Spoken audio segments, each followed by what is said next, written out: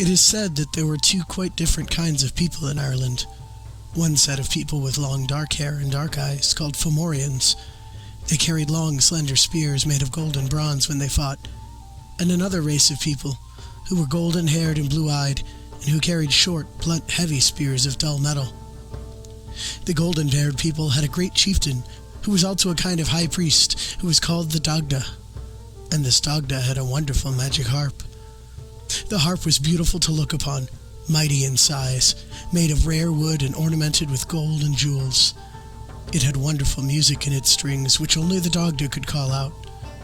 When the men were going out to battle, the Dagda would set up his magic harp and sweep his hand across the strings, and a war song would ring out, which would make every warrior buckle on his armor, brace his knees, and shout, "Forth to the fight!"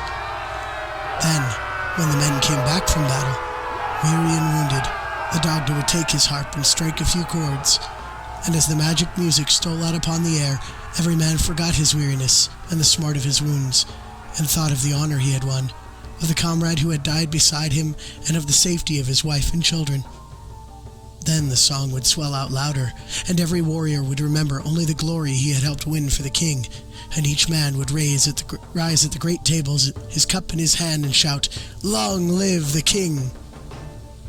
There came a time when the Fomorians and the golden-haired men were at war, and in the midst of a great battle, while the Dagda's hall was not so well guarded as usual, some of the chieftains of the Fomorians stole the great harp from the wall where it hung, and fled away with it. Their wives and children and some of their soldiers went with them. They fled fast and far through the night, until they were a long way from the battlefield. Then they thought they were safe, and they turned aside into a vacant castle by the road, and sat down to a banquet, hanging the stolen harp on the wall. The Dagda, with 2 or 3 of his warriors, had followed hard on their track, and while they were in the midst of their banqueting, the door was suddenly burst open, and the Dagda stood there with his men. Some of the Fomorians sprang to their feet, but before any of them could grasp a weapon, the Dagda called out to his harp on the wall, "Come to me, O my harp." The great harp recognized its master's voice, and leapt from the wall, whirling through the hall, sweeping aside and killing the men who got in its way. It sprang to its master's hand. And the Dagda took his harp and swept his hand across the strings in 3 great solemn chords.